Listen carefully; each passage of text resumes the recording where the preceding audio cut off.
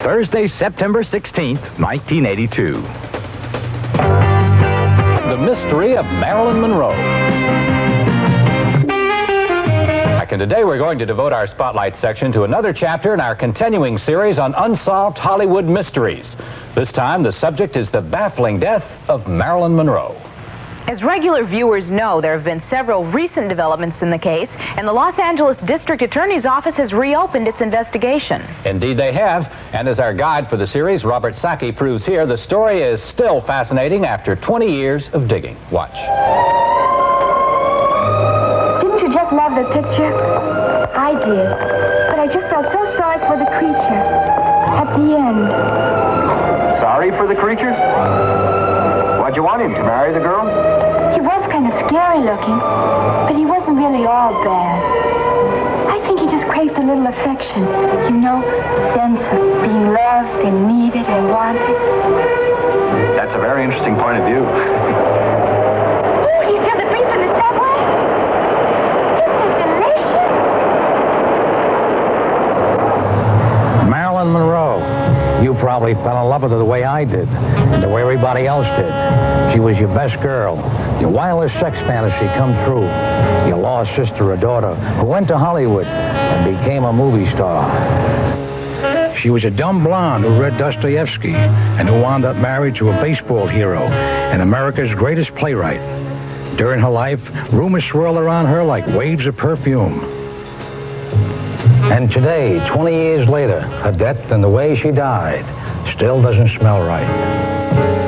This is the house on 5th St. Helena Drive in the exclusive Los Angeles suburb of Brentwood, where Marilyn was living alone, except for a housekeeper in August of 1962. Since her divorce from playwright Arthur Miller 2 years before, her name had been mentioned along with those of several important men, most of them married. Marilyn was friendly with President John Kennedy and his brother Robert. Just how friendly depends on who you talk to. She was taking all kinds of prescription drugs, but that was nothing new for Marilyn. Her career seemed to be back on the right track after some bad moments. A movie called Something's Got to Give had stopped shooting because of Marilyn's chronic lateness. But according to people concerned, those problems had been solved, and a new starting date had been set. So what reason would this 36-year-old woman have to kill herself? When her housekeeper, Mrs. Eunice Murray, broke into Marilyn's bedroom at about 4 o'clock in the morning on August 5th, 1962, she found the actress dead on the bed. She was naked, which bothered some people who said she always slept in a bra. Although hundreds of pills and plenty of pill containers were found in the room, there was no sign that Marilyn had thrown up, which experts say happens almost every time in a pill overdose. Not only that, but an autopsy conducted by the famous coroner to the stars, Dr. Thomas Noguchi, seemed to indicate no trace of capsules or pills in the intestines, something they almost always find in a pill overdose. In spite of these apparent contradictions, the official cause of death was listed as suicide, caused by 47 Nembutal capsules, plus a large dose of chloral hydrate. No wonder the case is still being picked over 20 years later.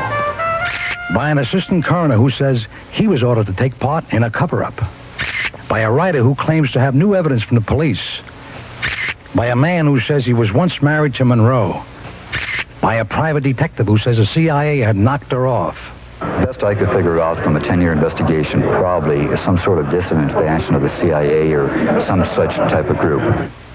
Sure, Milo might just be another hard-working private eye doing his digging as a public service, but he does have a new book about Marilyn coming out, which might tell us a little about why he's kept his eye on this case. She quoted to me she was going to blow the lid off of the whole thing, at which time she was going to tell about the diary, about Bobby Kennedy and what he had told her, and about her romance with JFK. A lot of people think Slasser just might have been married to Marilyn, as he claims.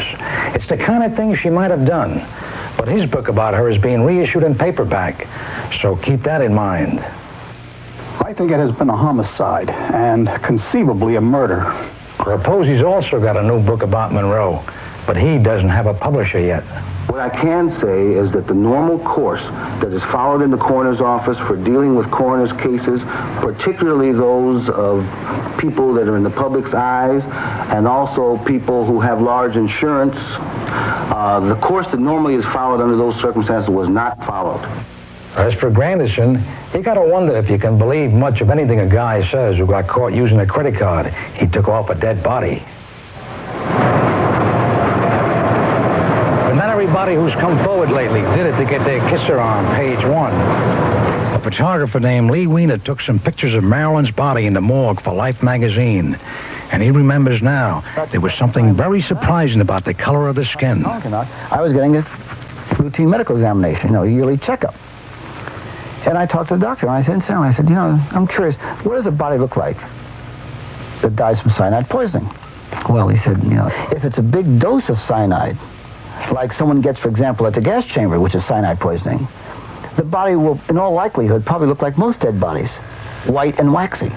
If a body is given over, say, 8 or 10 hours or longer, slow dosage of cyanide, then since cyanide does attack the lungs and stops oxygen, the vital organs will be starved of oxygen, and there is a good chance the body will look bluish. And that kind of amazed me, because when I did photograph Monroe, she looked like it looked like the body had been frozen in a cake of ice. You ever see something frozen in a cake of ice? You see streaks of blue, especially in the limbs, in the arms, and in the legs and the thighs.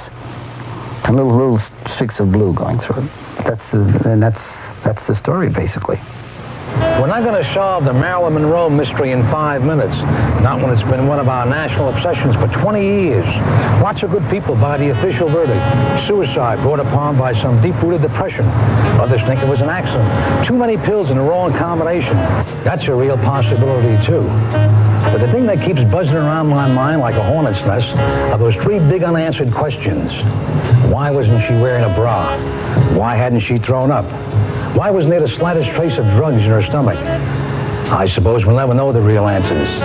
But I do know we'll never stop wanting to know. This is Robert Sacchi for Entertainment Tonight.